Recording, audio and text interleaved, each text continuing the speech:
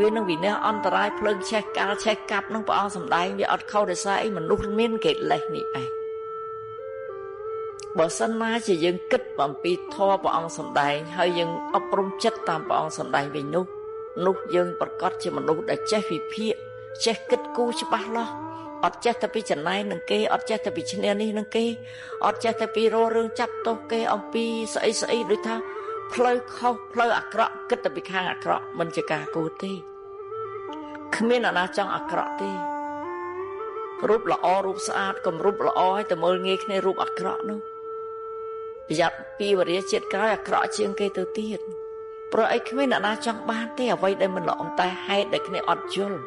ព្រះអង្គសម្ដែងថាមកពីអវិជ្ជាណាតែខ្ញុំលើកខាងដើមថាឲ្យរៀនឲ្យមានបញ្ញាឲ្យចេះគិតអ្វីបានដោយប្រាជ្ញាដកឧត្តមខ្លួនឯងប្រាជ្ញាដកឧត្តមណាមិនមែនប្រាជ្ញាថោកទាបទេណាកូនតង់យល់ប្រាជ្ញាដកឧត្តមគឺប្រាជ្ញាដែលខ្ពស់ដែលប្រកបដោយសិលធម៌និងគុណធម៌ចរិយាធម៌បើខ្មោលកូនរស់នៅគ្មានសិលធម៌ចរិយាធម៌និងគុណធម៌ទេនោះរស់នៅប្រៀបដូចជាមនុស្សស្លាប់ទាំងរស់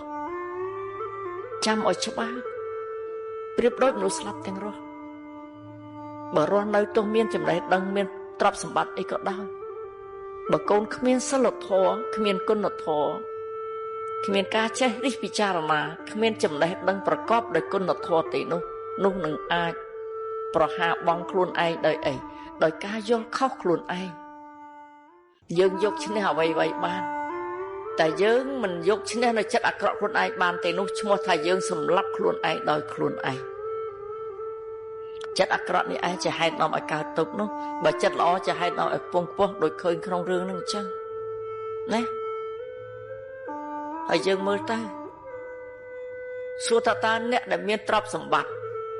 កូនចៅប្រុសស្រីពេលខ្លះសួរខ្ញុំដែរ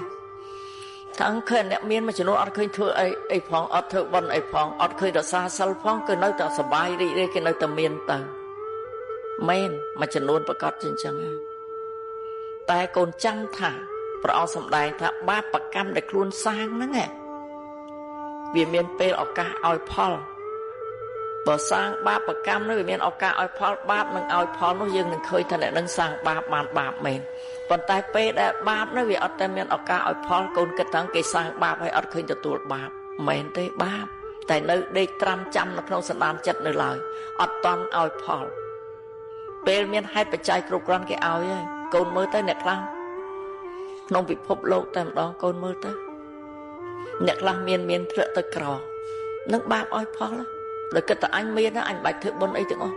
អញមិនខ្វល់ទៅយកចិត្តអ្នកណាអញមិនខ្វល់ទៅអោនម៉ូតូមួយម៉ែណាអ្នកណាអ្នកណីទេ